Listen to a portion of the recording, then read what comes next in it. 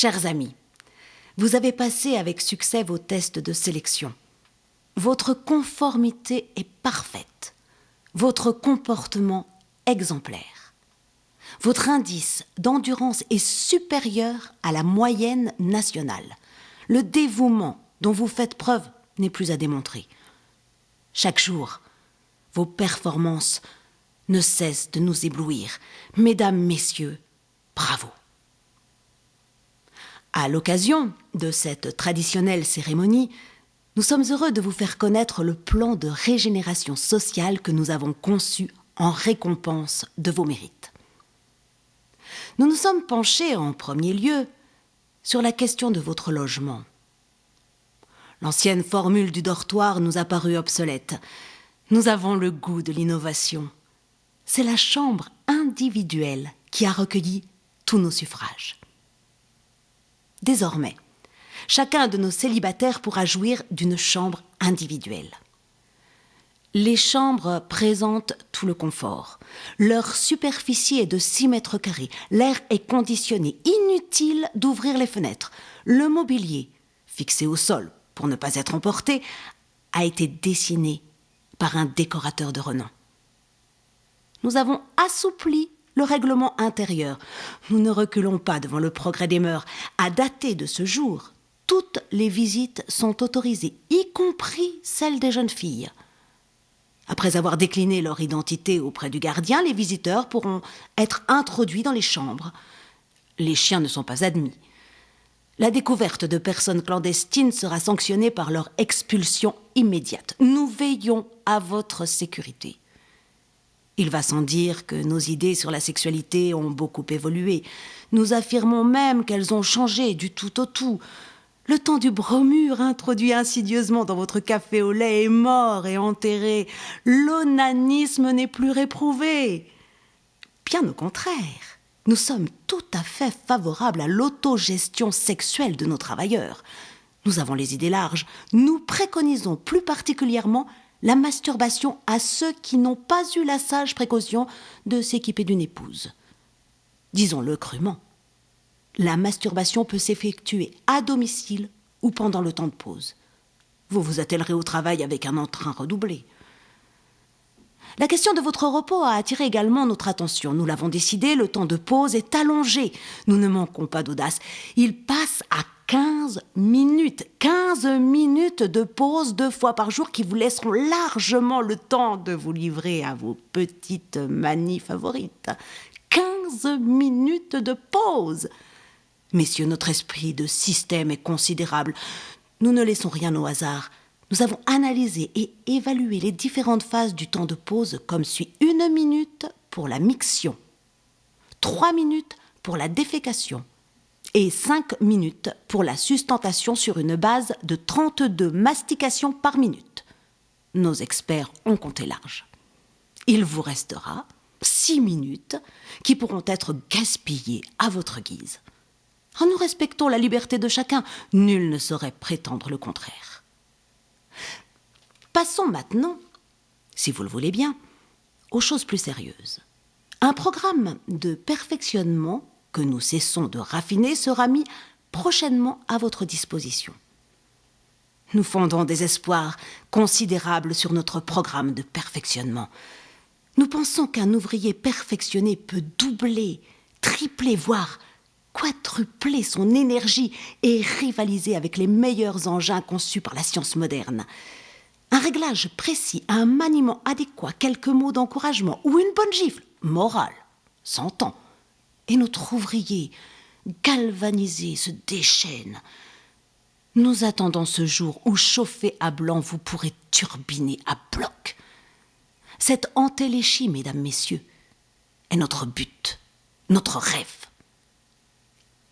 Nous ne vous le cachons pas. Nos théories sur la fatigue et le repos réparateur sont malheureusement divergents. Certains esprits chagrins estiment que le repos est nécessaire tant pour l'âme que pour le corps. D'autres le jugent superfétatoire. Pis, ils le tiennent pour un vice. Dans l'état actuel de nos connaissances, nous ne sommes pas en mesure de nous prononcer scientifiquement sur cette épineuse question. Mais nous avons nos convictions. Pour ce qui me concerne, j'incline à croire que le repos est non seulement inutile, mais malfaisant. La fatigue n'existe pas. La fatigue n'est que la production morbide d'âmes avachies, que dis-je, d'âmes corrompues par la propagande extrémiste. Nous voudrions vous en persuader, et nous ne désespérons pas de vous voir un jour prochain travailler sans nul relâchement, comme les mouches. L'exemple n'est peut-être pas bien choisi. Pour vous aider à repousser l'illusion d'épuisement qui peut parfois vous assaillir, nous vous recommandons, une fois votre journée de labeur terminée, d'en commencer une deuxième. Cultivez en rentrant votre jardin potager. Vous vous assurerez un sommeil bref, mais de meilleure qualité. Revenons à notre programme de perfectionnement. Une révision obligatoire aura lieu tous les trimestres. Elle comprendra une épreuve d'endurance sur bicyclette ergométrique, le réglage et l'équilibrage des différents segments, ainsi qu'une vérification de la pompe cardiaque. En cas de défaillance grave, une prothèse valvulaire associée à l'implantation d'un pacemaker et à des électrodes péricardiques pourra être envisagée. Des conseils d'entretien vous seront aimablement prodigués lors de ces consultations. Mais dès aujourd'hui, nous vous disons: prenez une douche une fois votre besogne achevée. Déprenez-vous de vos mauvaises habitudes. Ne parlez pas. Nous ne cessons de vous le répéter et le re-répéter. Faudra-t-il vous le corner aux oreilles? Les paroles inutiles rendent les hommes fous, c'est bien connu.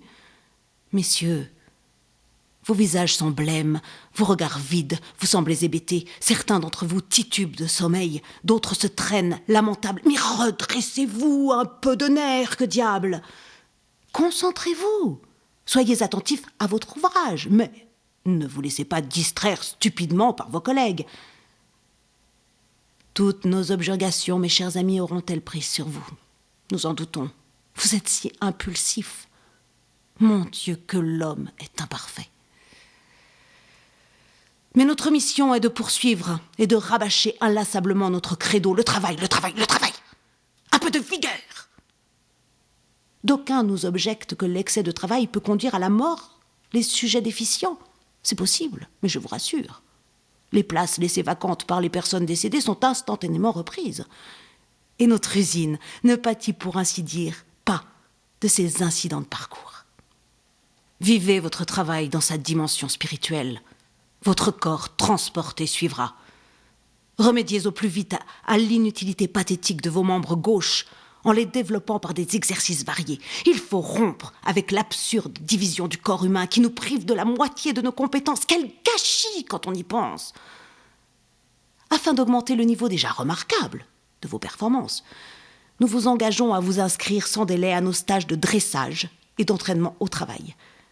L'expérience commencée il y a quelques mois nous paraît tout à fait concluante. Grâce à une méthode basée sur la stimulation électrique, vous y apprendrez, entre mille choses, à vous départir de vos gestes biais et superflus.